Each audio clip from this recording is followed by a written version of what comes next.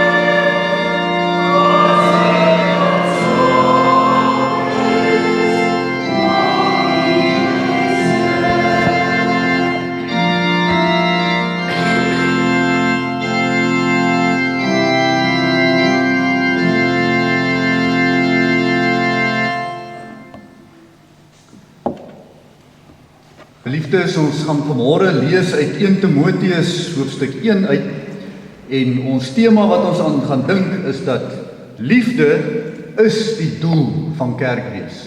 Liefde is die doel van kerkwees. Kom ons maak dan oop by Psalm 116 en dan sluit ons die voorsang af daar met vers 1, 2 en 7. Psalm 116 vers 1, 2 en 7. En dan na die foto met die seëngroet, laai ons dan na Gesang 21 en dan sing ons daar hartlik 'n lofgesang aan die Here, Gesang 21 vers 1 en vers 2.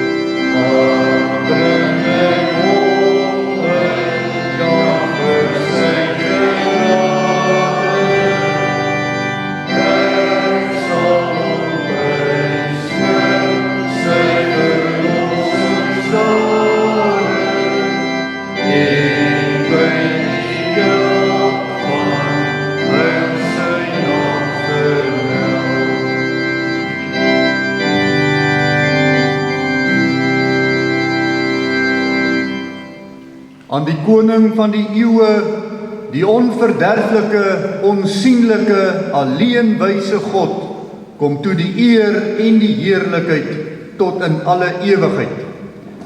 Geliefdes, genade, barmhartigheid en vrede van God die Vader en Christus Jesus, onze Here, deur die werking van die Heilige Gees.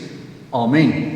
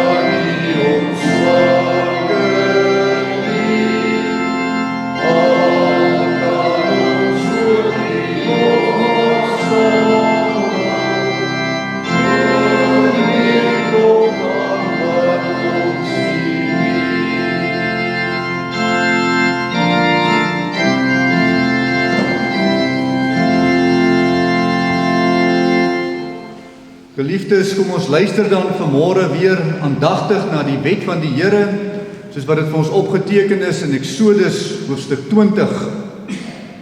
En ons luister daarna nie om te veroordeel nie, maar om te weet dat ons toevlug moet neem tot ons verlosser Jesus Christus, hy wat vir ons gesterf het vir ons sondes. En mag ons ook na die wet luister vanweë ons dankbaarheid vir dit wat Christus vir ons kom doen het, sodat ons ook begrens in die liefde van God, in die wet van die Here, ook onsself so kan handhaaf. Toe het God al hierdie woorde gespreek en gesê, ek is die Here jou God, wat jou uit Egipte land uit die slawehuis uitgelei het. Jy mag geen ander gode voor my aangesig hê nie. Jy mag vir jou geen gesneede beeld, of enige gelykenis maak van wat bo in die hemel is, of van wat onder op die aarde is, of van wat in die waters onder die aarde is nie. Jy mag jou voor hulle nie neerbuig en hulle nie dien nie, want ek, die Here jou God, is 'n jaloerse God, wat die misdaad van die vaders besoek aan die kinders, aan die 3de en aan die 4de geslag van die wat my haat. En ek bewys barmhartigheid aan duisende van die wat my liefhet en my gebooie onderhou. Jy mag die naam van die Here jou God nie ydelik gebruik nie, want die Here sal die een wat sy naam ydelik gebruik nie ongestraf laat bly nie. Gedenk die Sabbatdag dat jy dit heilig. 6 dae moet jy arbei en al jou werk doen, maar die 7de dag is die Sabbat van die Here jou God. Dan mag jy geen werk doen nie, jy of jou seun of jou dogter, of jou diensknegt of jou diensmaag, of jou vee of jou vreemdeling wat in jou poorte is nie. Want in 6 dae het die Here die hemel en die aarde gemaak, die see en alles wat daarin is, en op die 7de dag het hy gerus. En daarom het die Here die Sabbatdag geseën en dit geheilig. Eer jou vader en jou moeder, dat jou dae verleng mag word in die land wat die Here jou God aan jou gee. Jy mag nie doodslaan nie, jy mag nie egbreek nie, jy mag nie steel nie, jy mag geen valse getuienis teen jou naaste spreek nie, jy mag nie jou naaste se huis begeer nie, jy mag nie jou naaste se vrou begeer nie, of sy diensknegt of sy diensmaagd, of sy os of sy esel, of iets wat van jou naaste is nie. Geliefdes, kom ons blaai na Psalm 130, bely ons ook ons skuld voor die Here en bid ook vir hom vir ons vergifnis. Daarna staan ons dan vir die genadeverkondiging en die vermaning, en ons gaan dan die geloofsbelijdenis doen uit Gesang 82 uit. Gesang 82 vers 1, 2 en 3. Nou vir skuldbelijdenis, Psalm 130 vers 1.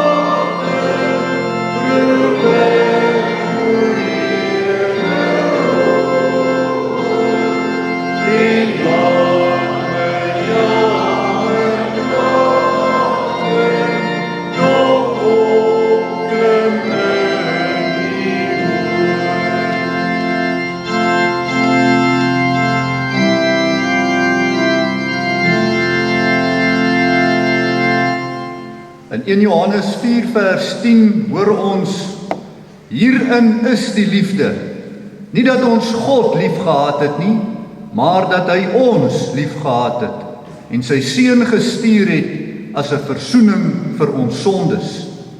Daarom geliefde, die genadeverkondiging met die vermaning, aan almal wat met 'n ware berou en 'n opregte geloof hulle toevlug neem tot hulle enigste verlosser, Jesus Christus, verkondig die woord van God, die vergifnis van sonde.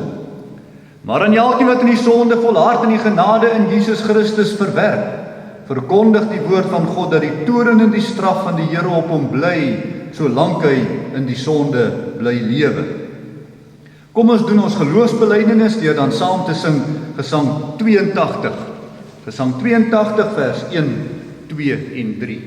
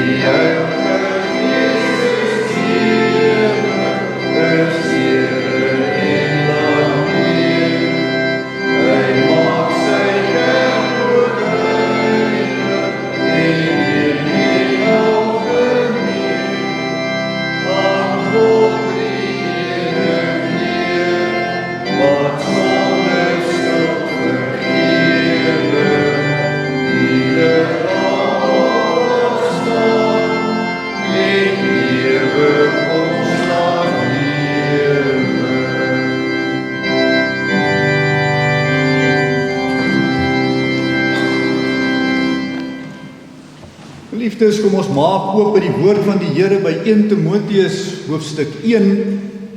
Ons gaan daar saam lees van vers 1 tot vers 11. Ook vir ons as kerk van die Here Jesus Christus moet ons ook waak teen dwaalleer. En hier kom Paulus op 'n baie mooi praktiese manier en verduidelik wat ons maklik kan gebruik in die onderskeid van dwaalleer ook in ons midde, en hy begin by die liefde. Daarom, terwyl ons so met die woord van die Here oop sit, kom ons verenig in gebed saam. Onse Vader wat in die hemel is, laat U naam geheilig word, laat U koninkryk kom, laat U wil geskied, soos in die hemel, net so ook op die aarde. Here, ons kom staan vanmôre as deel van U bruid ook hier versamel.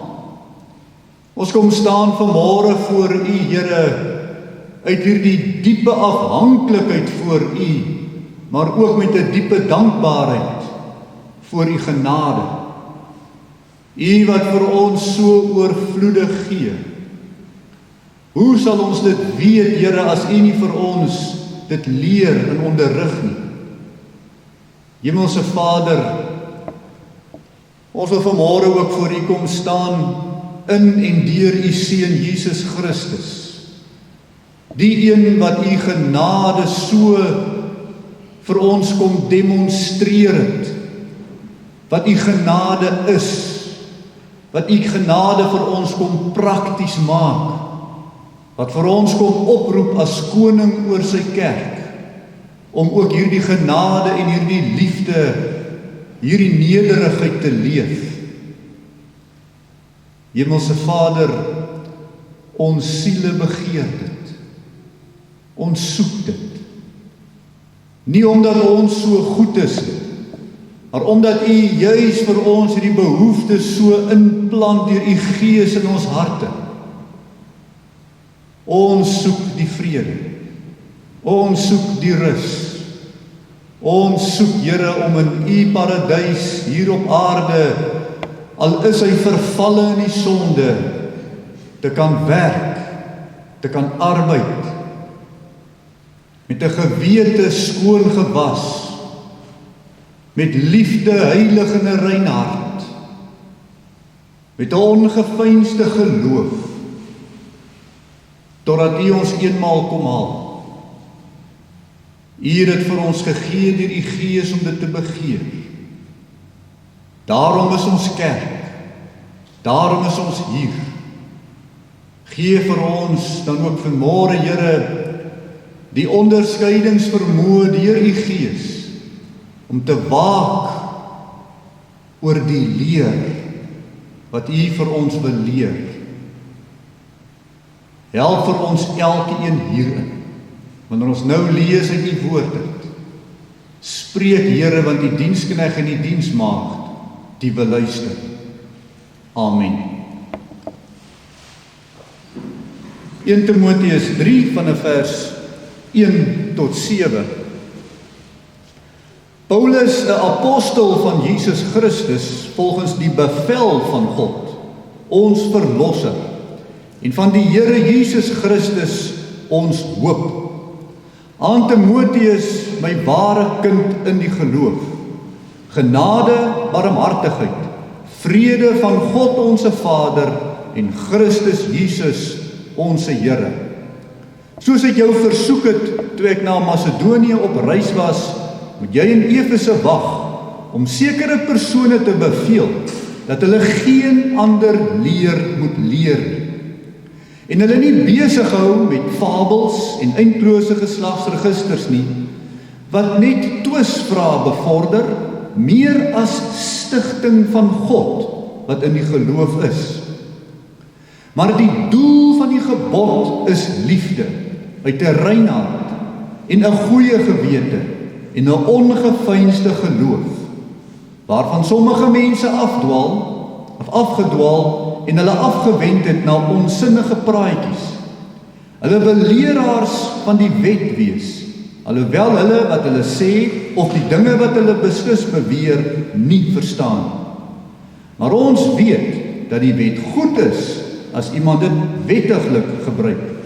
En as hy weet, dat die wet nie gegee is, vir die regverdige nie, maar vir die wettelose en tugtelose mense, goddelose en sondaars, onheiliges en ongewydes, vadermoordenaars en moedermoordenaars, moordenaars, hoereerders, sodomiete, mensediewe, leenaars, mynediges en wat daar anders met die gesonde leer in stryd is, volgens die evangelie van die heerlikheid van die salige God wat aan my toevertrou is.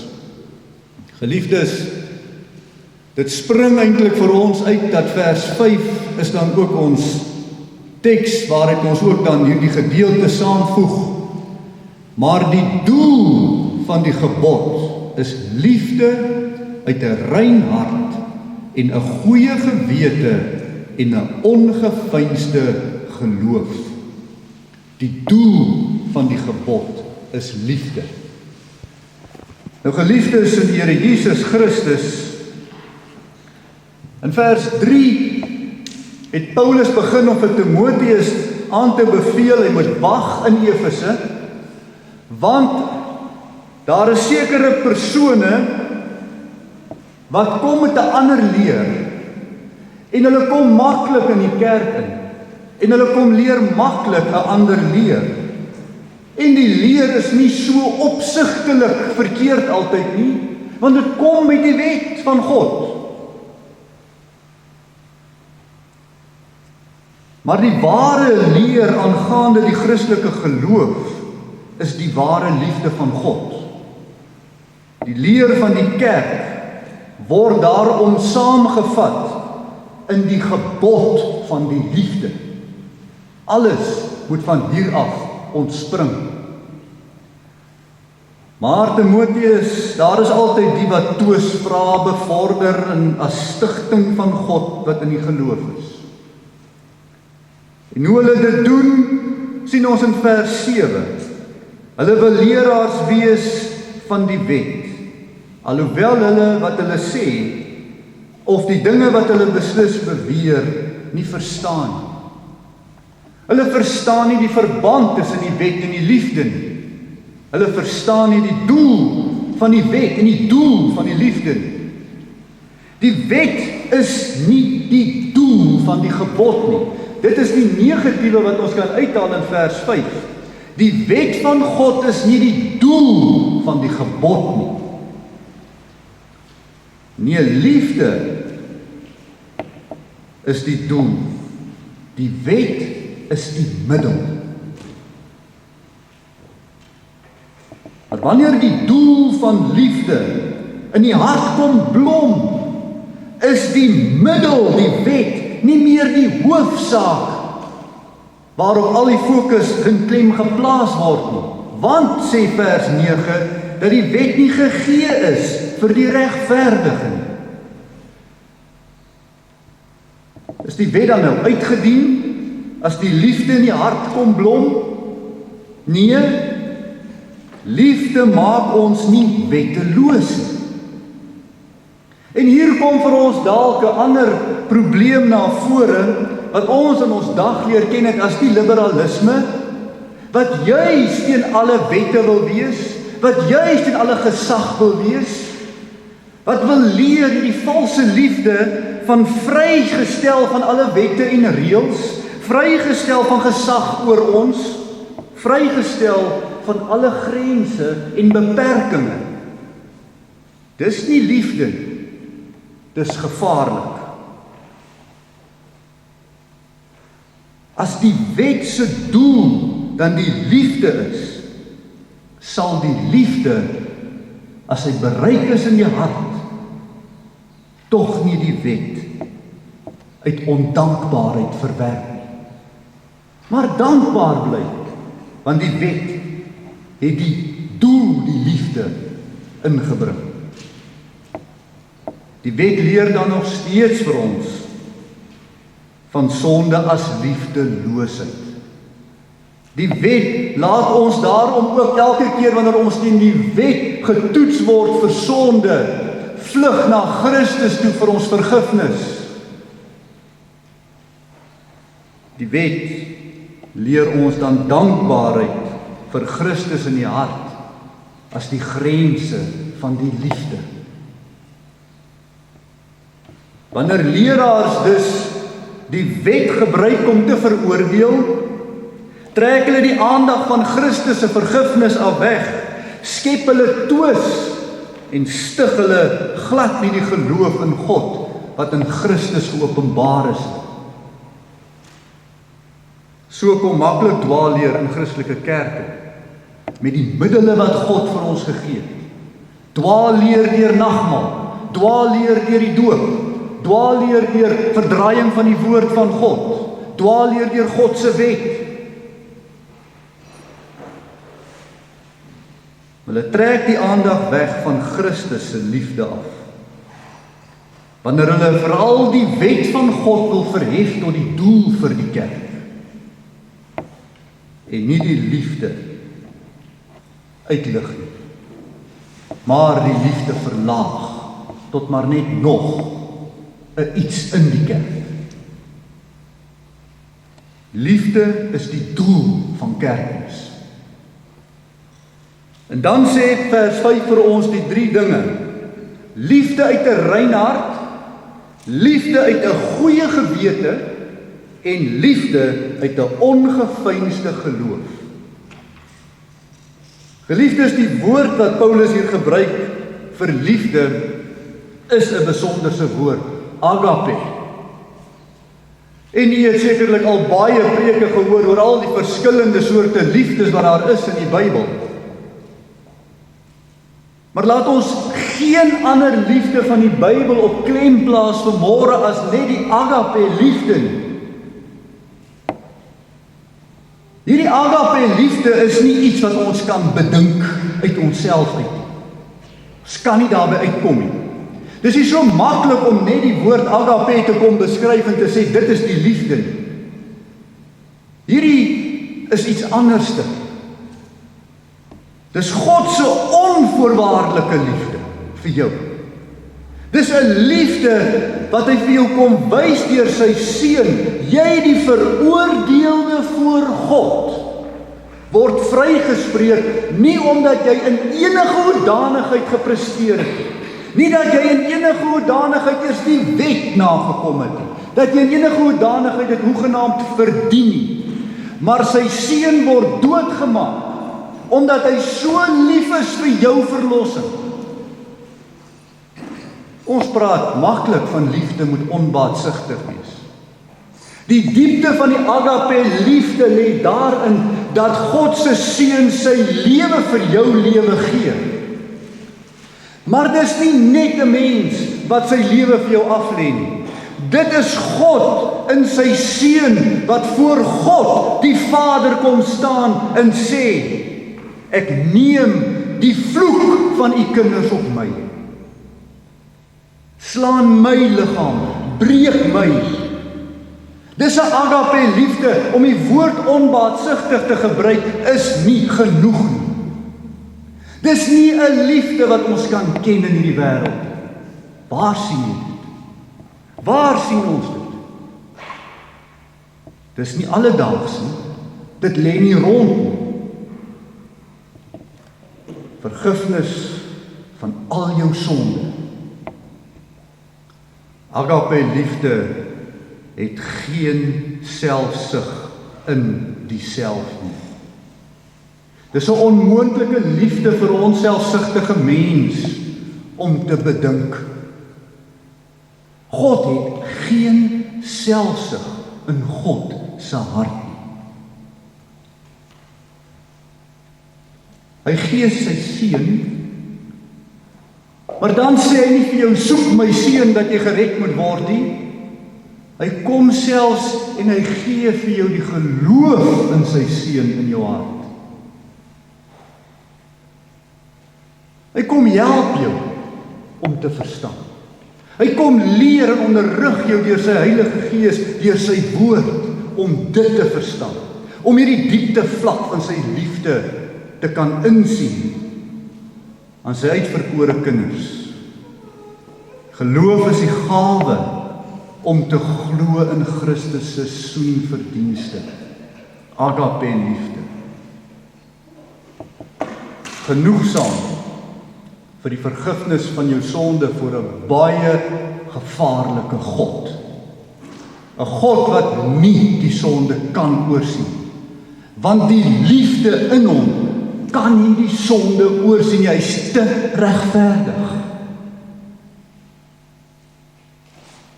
Maar in sy seun gee hy die offer. Geliefdes, ons ken wêreldse liefde. Dit word vir ons voorgehou met die een hand, terwyl daar met die ander hand 'n verwagting is. Altyd. Ons is so in ons huwelike, ons is so in ons verhoudings teenoor mekaar. Nooit is daar nie 'n verwagting in ons liefde teenoor mekaar nie. Altyd die gee en die neem beginsel. In 'n mate altyd manipulerend.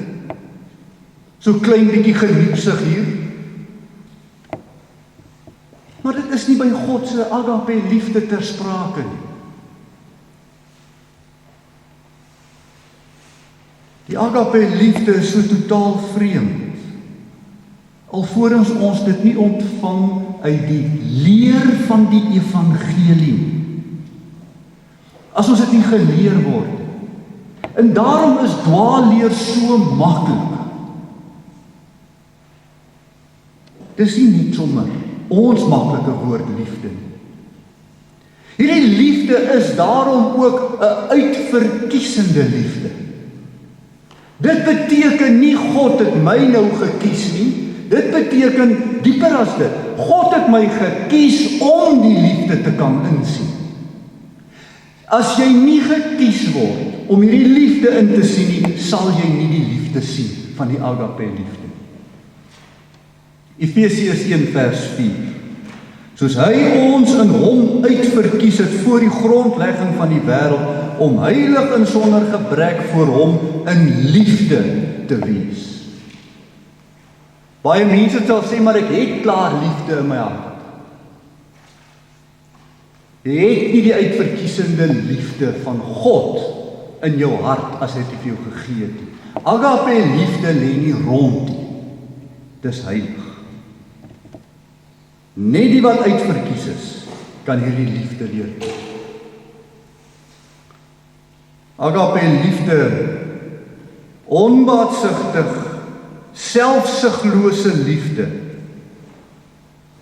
wat God vir ons gee in die hart, alleen deur sy seun Jesus Christus te ken.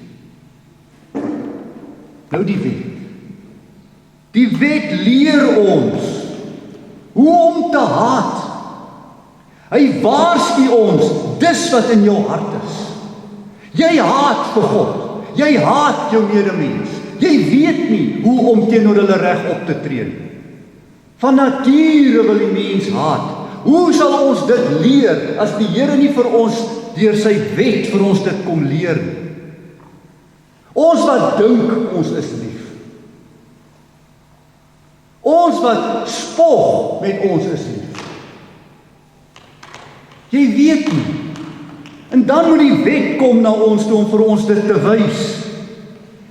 As die wet nie vir ons eers geleer het van ons onvermoë om met hierdie agape liefde lief te hê nie, sou ons niks verstaan het van hoe God ons sondaar in Jesus Christus liefhet. Andersom gesê, omdat God deur sy seun ons sondaar wat bewys word deur die wet liefhet, deurken ons die liefde. Die wet het ons wel na God toe gewys, na sy liefde. En wanneer ons eers God se agape liefde in ons veroordeelde hart sien, in sy seun, versoen, vergewe, sonder enige verdienste, dan kom daar 'n vlammetjie van hierdie agape liefde in ons op. En dit kan nie net 'n kennis wees. Dit moet 'n liefde wees wat die kerk uitleef teenoor die kerk. Veral. Dis 'n ander liefde. Ons verdien dit nie. Dis genade. Dis barmhartigheid.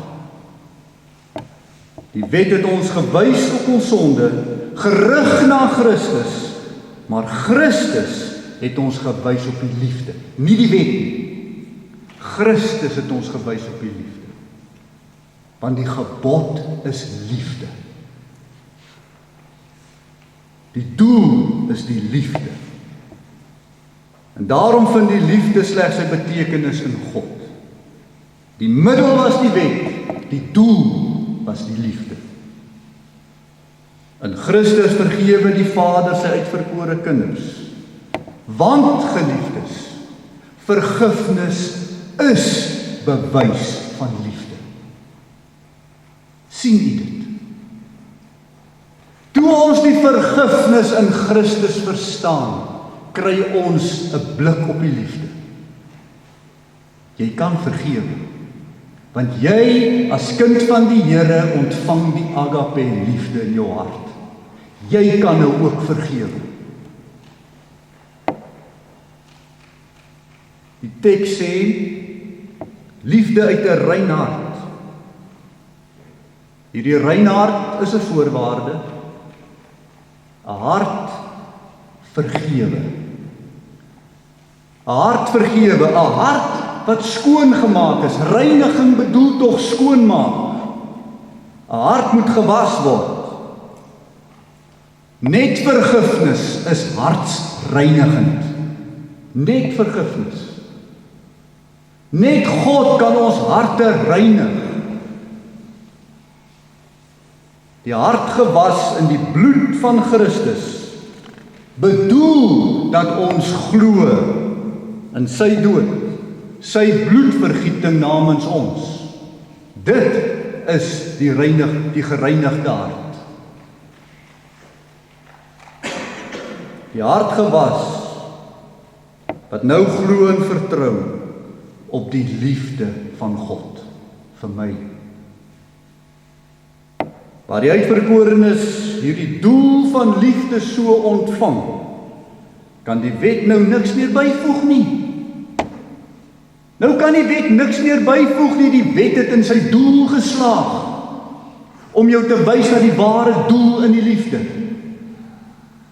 Die wet kan niks meer byvoeg nie, die wet kan ook niks meer wegneem nie. Want, sê Paulus, die wet is nie gegee vir die regverdige nie. Maar was die regverdige regverdig sonder die wet? Nee. Die wet moes hom wys na Christus. Die wet as middel tot die doel is nou vir ons die reël van ons dankbaarheid. Die grens waar binne ons hierdie liefde verstaan. Waar binne ons hierdie liefde probeer leef, want dit is nou in ons hart 'n wil om dit te wil doen. Nie 'n dwang nie. Nie om te oordeel nie, maar om te help tot die liefde van God. Dwaalleraars sal wel poog om wetsveroordeling die doel te maak en nie liefde uit 'n hart om vergifnis ontwil. So 'n vergewe hart vertoon self die ware selfopofferende liefde, omdat ons weet, ons staan nie veroordeel voor die wet nie, maar vergewe voor Christus. Ons liefde wys en word bewys in hoe ons vergewe. Vergewe jou vrou, vergewe jou man, vergewe jou kind. Vergewe jou medelidmaat. Niemand is perfek nie. Die liefde uit 'n goeie gewete. Geliefdes, 'n goeie gewete is 'n gewete vry voor God. 'n Gewete wat gebonde of vasgevang is 'n slegte gewete. Dis nie gesond nie. Hoe is hierdie hele wêreld nie vol mense wat in hulle gewetens vasgevang is in 'n sonde stryd miskien nie?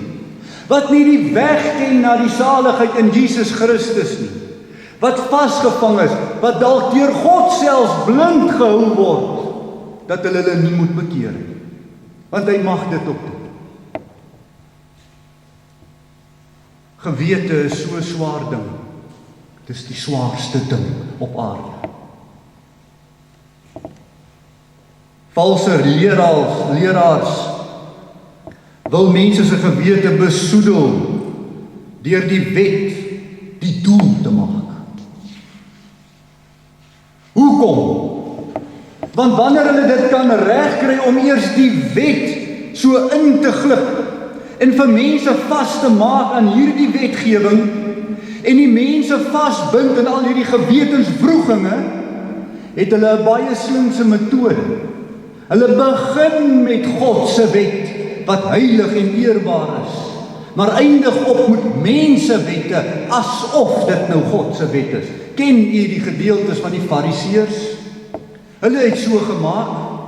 Hulle het die wet van God voorgehou, maar hulle het eintlik hulle ander 500 wette op die mense afgeforceer op grond van die 10 gebooie. As jy die gewete van die mens gebind het aan wetgewing, raak menslike wetgewing die tweede belangrikste later. En as jy teen mense opstaan, kla jou gewete jou aan asof jy teen God opgestaan. Die gewetensbinding raak net meer en meer. Al vaster, al vaster. Die skuldgevoel is die slegte gewete. Maar Christus kom reinig ons harte deur dit vry te koop voor God. Vry te koop voor die oordeel van God oor jou mens. Vrygekoop van die mag van die sonde, wat selfs al struikel en val ek soms in sonde, ek nie daai saligheid, daai liefde van my Vader nou verloor nie. Dat hy nie nou 'n gewig op my neersit met een of ander wetgewing nie, maar dat ek vry is in Christus. Om my sonde te kan bely. En in hierdie vryheid te bly. Sy Gees wat in my woon. Ek is sy eiendom. Nie gebonde aan die wet meer nie, maar gebonde aan Christus. Die doel. Die wet was die middel om ons te leer waarvan ons gewetens vrygekoop moes word. Die doel is die liefde tot 'n goeie gewete. In die hart waar God inwoon, is die agape liefde van ware vrywees voor God se oordeel die doel. Vryheid is nie opgelegde plig of dwang nie. Vryheid is om van self, vanuit die self die goeie te wil doen, maar dis nie my goeie werke nie, dit is nie my goedheid nie, dis die Gees van God wat in 'n gereinigde hart kom bly. En nou die wil werk om die goeie te wil, om vry te wil wees. Vry vir God. Waar is die wet dan nou nodig om so 'n vryheid te probeer werk? Dit kan nie. Hy is nie meer nodig om hierdie goeie gewete aan te moedig nie, want dit is wat Paulus bedoel wanneer hy sê die wet is nie gegee vir die regverdige nie. Hy het die wet op die hart. Hy wil nou die goeie doen, sonder dat die wet op hom afgeforceer word.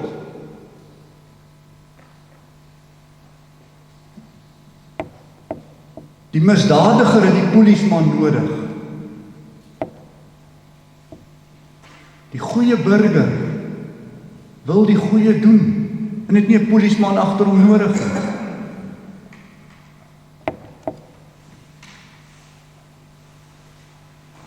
Die wet kan niks meer byvoeg by hierdie gewete nie. Vrywillige offers is totaal vry van dwang, vry van manipulasie, vry van skuldgevoelens. As jy offers maak omdat jy gedwing voel of gemanipuleer voel of omdat jy skuldig voel, is jy nie vry binne die agape liefde nie.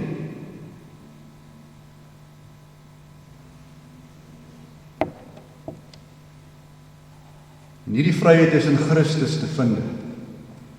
Wanneer jy leer in die evangelie van die Here Jesus Christus, dat hy wat die God is, in die drie eenheid, 'n mens kom word op die aarde vrywillig. Vir jou kom offer vrywillig, omdat hy lief is vir jou vrywillig. Dan leer ken jy die agape vryheid, die liefde in daardie vryheid en die vryheid in daardie liefde. Daar is geen groter mag as die vrywilliger nie. God dwing nie. God kom haal sy skape. Hy maak hulle bymekaar. Hy werk in hulle harte om te wil wat hy wil. En so is hy die perfekte goeie herder oor sy skape. Vrywilligheid is 'n gawe van God. En hy wat deur sy gees dit werk vir jou die goeie gewete, die vry gewete. Paulus waarsku vir Timoteus, die wat nie by die gesonde leer hou nie, is baie subtiel om mense na hulle gewetens te vang. Hulle begin altyd met die eerbare wet van God, maar eindig op met hulle eie wette, in dieselfde gewetensbinding. Die ware liefde soek nie om mense se gewetens te bind nie, maar soek vryheid. Ek wil nie jou gewete manipuleer tot iets goeds nie. Ek wil graag sien hoe God deur sy gees in jou hart werk. En ongeag my deelname of ongeag my invloed, dat die goeie in jou na vore kom. Dit is vryheid. Want dan het God in jou gewerk en God het in my gewerk. Hoe heerlik is dit? Want ek gun vir jou wat God vir my gegee het in Jesus Christus. En dit is wat die kerk se gesindheid teenoor die kerk moet wees. As ons mekaar aanmoedig om te luister na die gees van God, wat werk in jou gewete en in my gewete, sal die vrugte in die kerk sulke vrywilligheid wees. So pragtig, so mooi, soos 'n blomtuin wat spontaan blom, sal ons sê. Maar dis hoe God werk. En dis heerlik. Hoe keer jy dit? Dit kan nie gekeer word nie. Wie wil dit keer? Die wat mense wil beperk. Die wat die gewete wil bind.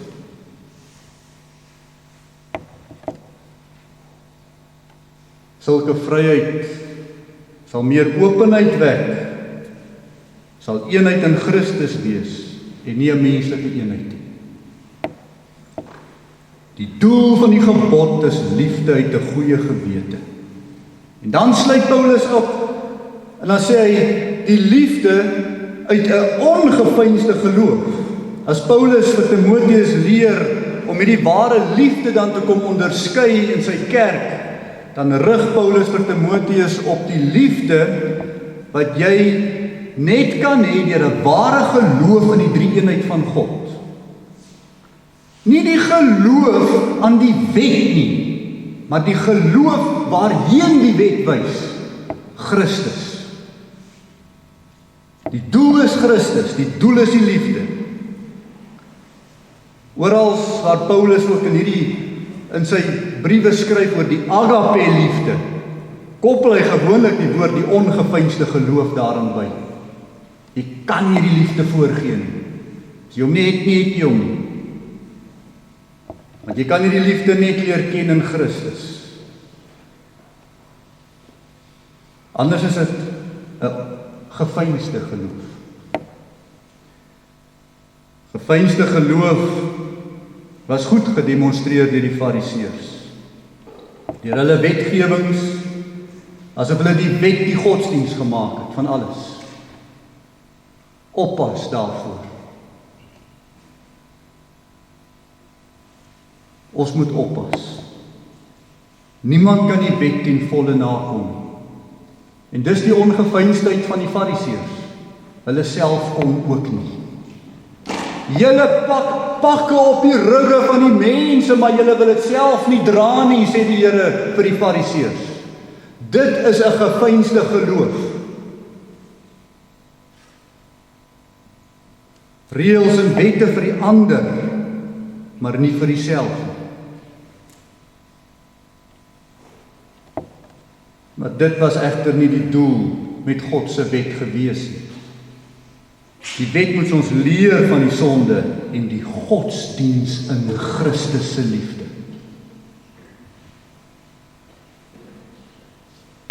Ons moet waak teen die wat die gesonde leer van Christus nie bring nie. Waak teen die wat nie die ware liefde wil kom verkondig nie. Die wat nie die ongeveinsde geloof wil aanmoedig nie. Geliefdes, alle mense wat nie die liefde van God ken uit 'n rein hart en 'n goeie gewete en 'n ongeveinsde geloof nie, is maklik vatbaar vir dwaalleer. Daarom is dit so baie in die wêreld. Maar ons moet nie op ons lauwere rus nie. Wag in Efese, sê Paulus vir Timoteus. Waak in Efese. Waak in jou kerk. Waak, want hierdie goed kom nie in deur vreemdelinge nie, maar deur ons die swakheid van ons eie harte. Waak vir mekaar, dat ons hierdie liefde van God, hierdie agape liefde sal oppas. Wat 'n voorreg om die dwaling te bemerk, as ons hierdie liefde ken. Geliefdes, alle kerke begin kwansuis met hierdie eenheid. Hierdie ons verstaan almal hierdie belydenis so goed. Maar hoe vinnig raak hierdie agape liefde vervang deur 'n wêreldse liefde. Maklik word dit vervang deur wetgewings. Maklik word die gewete vasgetrek. Maklik raak die vrymoedigheid weg. Maklik raak die geloof gefeins. En die mens vind nie meer vir God in die kerk. En die mens voel homself eensaam. En hy voel homself alleen. Want hy kan nie homself wees waar hierdie dwinglandy lê nie. Hy kan nie homself wees waar sy gewete teruggehou word nie. Waar hy nie dit kan gee vir God om deur hom te werk. En so sterf die kerke. En so maak God die kandelare dood, een na die ander een. Maar hy bring weer kerke tot stand.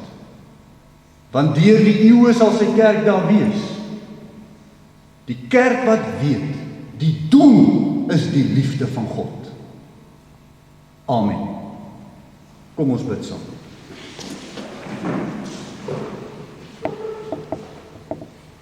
Ons almagtige God en hemelse Vader,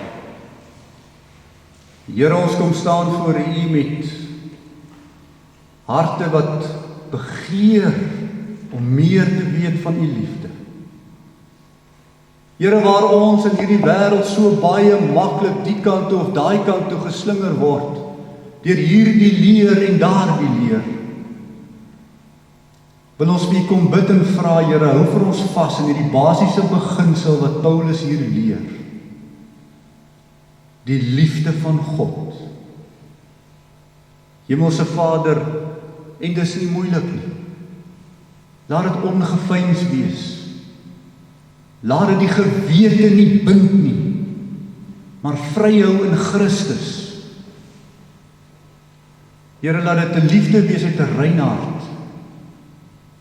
Nie 'n hart met bybedoelings nie. skoon gewas in die vergifnis van God deur sy seun Jesus Christus. Dat ons dit vir mekaar demonstreer en leef. En mag dit vir ons kerk 'n getuienis wees na buite toe. Ons vra dit van U af. U gee soos U wil. In Jesus naam bid ons dit. Amen. Geliefdes, kom ons gaan afsluit met gesang 319, wat dan ook handel oor hierdie liefde. Kom ons sing dit vir die Here en vir mekaar en vir onsself. Vers 1, 2 en 3 van gesang 319.